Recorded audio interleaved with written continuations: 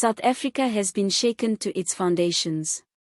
MKHWANAZI has just unleashed a political bombshell, laying bare Jacob Zuma's clandestine dealings nobody thought would be revealed.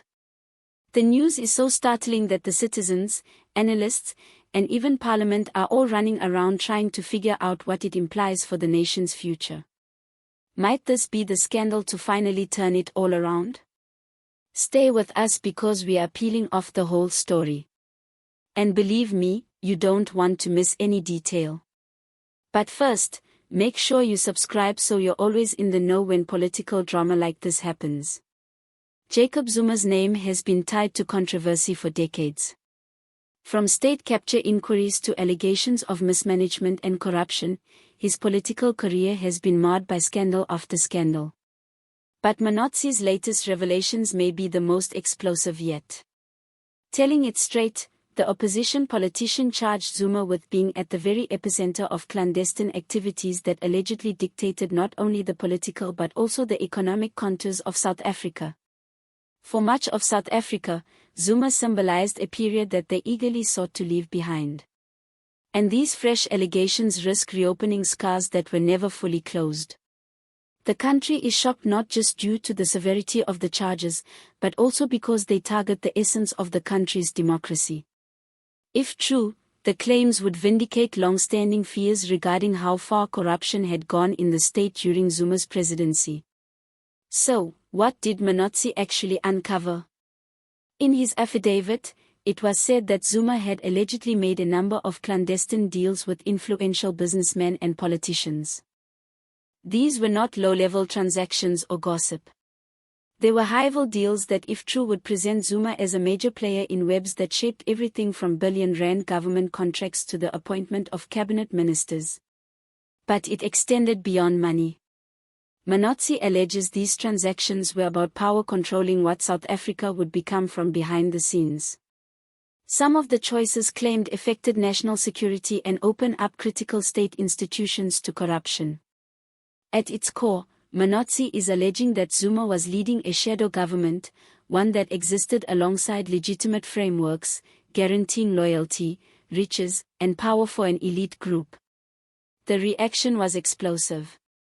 Within hours of the revelations by MKHWANAZI, hashtags trended on social media. #ZumaX exposed and #MKHWANAZI bombshell were like wildfire, with citizens expressing outrage, incredulity and fatigue.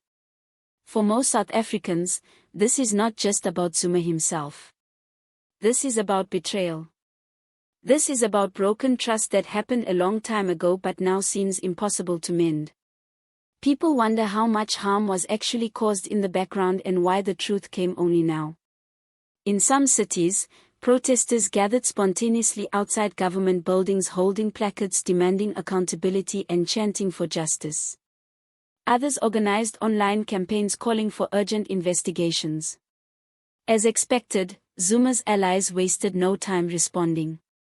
They dismissed MKHWANAZI's revelations as lies, propaganda, and an attempt to destroy the former president's reputation once and for all. Others even went so far as to accuse MKHWANAZI of being a tool for secret political forces attempting to destabilize the ANC and rewrite history at their own convenience. They make the argument that Zuma has already endured years of probes and legal proceedings and that bringing up fresh charges is only a case of character assassination. But here is the catch. These denials are not keeping quiet the public. If anything, they are generating more questions. Why, critics query, do Zuma's apologists always shoot the messenger instead of focusing on the content of the allegations? The actual storm, though, is brewing within Parliament. The opposition parties have pounced on the exposures, calling for instant investigations, impeachment hearings, and even criminal prosecution if the allegations are found to be true. Discussions have become heated, with MPs at odds on whether Zuma must be called to testify once again, this time under oath for the new charges. Meanwhile, the ANC is again pulled back into Zuma's orbit. The party is divided in its loyalties.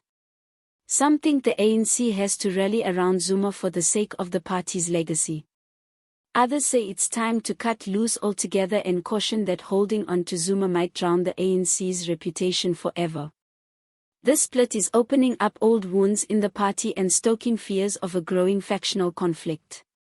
What is most threatening about this news, however, is its timing. South Africa is already under enormous pressure. Rolling blackouts, unemployment, and pervasive poverty have led citizens to be frustrated with leadership. Corruption scandals mount, further eroding trust in government institutions. Another Zuma scandal, particularly one exposed so theatrically, risks further destabilizing the political system. For most, this comes as déjà vu, an uncomfortable reminder of those years when Zuma's presidency was the very synonym for chaos, unpredictability and corruption. If the allegations made by Manotsi are proven, they won't just further embarrass Zuma. They might redefine how South Africans think about his entire presidency, not just as imperfect, but as inherently corrupt from the ground up. Political analysts already predict that this is a watershed moment. Professor Nelady Makona of Wits University stated, "Those disclosures cut deeper than past scandals because they touch on the very essence of power. If true, they imply that important decisions regarding the governance of South Africa were taken not in the interests of the people, but in the interest of cables that operate in secret and are dedicated to Zuma." Others say the ANC's reaction will tell us if the party will be able to ride out the storm.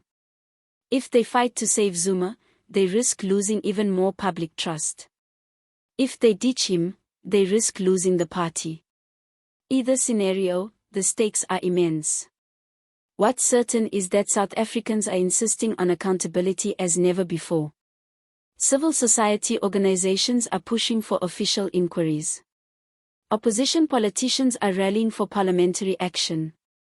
And citizens frustrated with broken promises are saying enough is enough.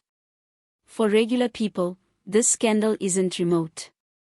It represents years of suffering, deteriorating services, unemployment, and inequality while the elites grew fat. The rage is genuine, and it's intensifying. So, here's where things stand. Manotsi's bombshell revelations about Jacob Zuma's secret dealings have shaken South Africa to its core. Whether these claims lead to legal consequences or fade into political noise remains to be seen. But one thing is undeniable. The nation is demanding answers and the pressure is only building.